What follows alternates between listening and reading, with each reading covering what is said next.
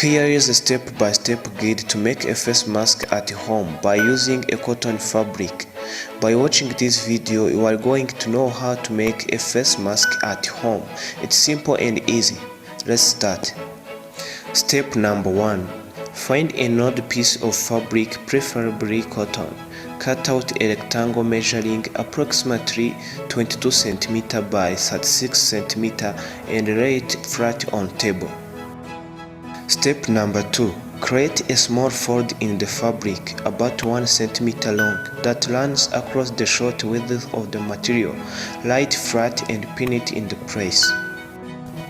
Step number 3. Repeat 4 times, pinning fold flat each time. You can do more fold if you like. You will end up with a concertina effect in the fabric and should end up with at least double layers of fabric across the middle of the entire mask. Step number 4. By adding the folds, you may have made the mask the right length to cover your nose and mouth. If you feel it is still too long, fold any extra fabric at either ends underneath and pin it in the place. You will secure this fold in place when you hem the short sides. Step number 5. With a needle and a thread, double up string for extra strength. Hem both short sides with a simple running stitch to hold the fold you have just made in place. Step number 6. Fold both hemmed short side over again. This is only a small fold, and stitch that flat.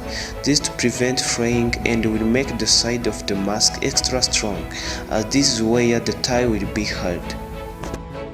Step number 7, which is the last, add a tie that can be elastic, ribbon, or even shoelaces. Sew on the short side of the mask and make sure to leave enough length to be able to either tie the mask around the back of the head or around the ears as you prefer. If this video is helpful for you, leave us a subscribe and comment. Thanks, have a nice day.